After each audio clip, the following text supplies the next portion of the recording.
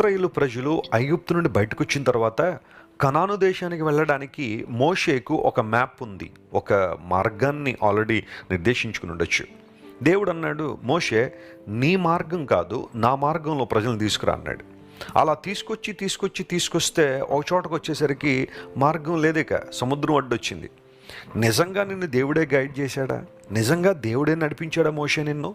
చక్కని మార్గంలో వెళ్ళిపోదాం అనుకున్నావు, ఈ మార్గం దేవుడు చెప్పాడన్నావు, తీరా వచ్చి చూస్తే ఇక్కడ సముద్రం అడ్డొచ్చేసింది, మమ్మల్ని చంపడానికే కదా మీరు తీసుకొచ్చారు ఇక్కడికి అని సనగడం ప్రారంభించారు. కానీ మోషే దేవుని వైపు చూశాడు. మార్గము లేని చోట కూడా దేవుడు మార్గం వేయగలడు అని విశ్వసించిన మోషే ప్రభు వైపు చూసినప్పుడు ఒక అసాధారణమైన అద్భుతం, మానవ చరిత్రలో ఒక అద్భుతమైన అపూర్వమైన అద్భుతాన్ని ప్రభు చేశాడు.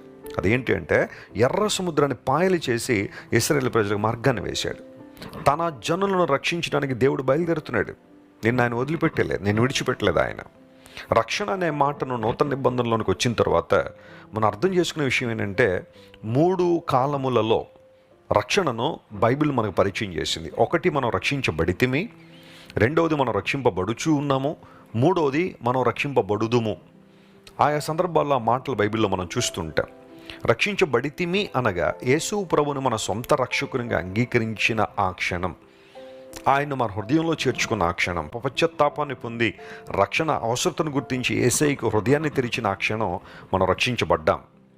రక్షింపబడుచున్నాము అంటే ఈ లోకంలో మనం జీవించినప్పుడు పాపపు ఇచ్ఛలు, పాపపు కోరికలు, లోక సంబంధమైన ప్రభావము, దురాత్మశక్తుల ప్రభావం మనలను వెనుకకు లాగడానికి ప్రయత్నం చేస్తున్నప్పుడు పాపపు శక్తి నుండి దేవుడు మనల్ని రక్షిస్తూ ఉన్నారు, కాపాడుతున్నారు. పరిశుద్ధాత్మ ద్వారా దేవుడు మనల్ని నడిపిస్తున్నాడు.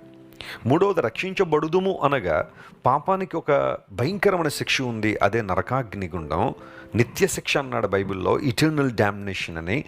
ఎవరైతే రక్షణ అనుభవాన్ని కలిగి ఉన్నారో వారు ఆ నిత్య శిక్షను కూడా తప్పించుకొనబోతున్నారు. వారి మీద ఆ శిక్ష లేదు. రక్షించబడుదుము అన్న మాటను మనం ఆ విధంగా అర్థం చేసుకుంటాం. తన జనులను రక్షించిన దేవుడు బయలుదేరుతున్నాడు. ఒకవేళ ఈరోజు శ్రమలో నలిగిపోతున్నావా, ఇబ్బందుల్లో ఉన్నావా, ఎవ్వరు నిన్ను కాపాడేవారు లేరా? అందరూ చేతులు ఎత్తేసారా? ఇంక నీ జీవితం నాశనమే, పాడైపోయింది, ఇంకెవ్వరూ నేను లేవనెత్తలేరు, నేను బలపరచలేరని అనేక మంది నీ మీద ముద్ర వేశారా? నమ్మ ప్రియ దేవుని బిడ్డ, నీ దేవుడు నిన్ను రక్షించడానికి సామర్థ్యం కలిగిన వాడు. ఆయన బయలుదేరుతున్నాడు. ఆయన దుష్టులను సంహరించి నిర్మూలించి నిన్ను విజయ తీరాలకు చేర్చే దేవుడు నీకున్నాడు కనుక మనస్ఫూర్తిగా ఆయన ఆరాధించి స్తుతించు. నీ జీవితంలో ఖచ్చితంగా దేవుని యొక్క ఆశ్చర్యకార్యాలు చూస్తావు.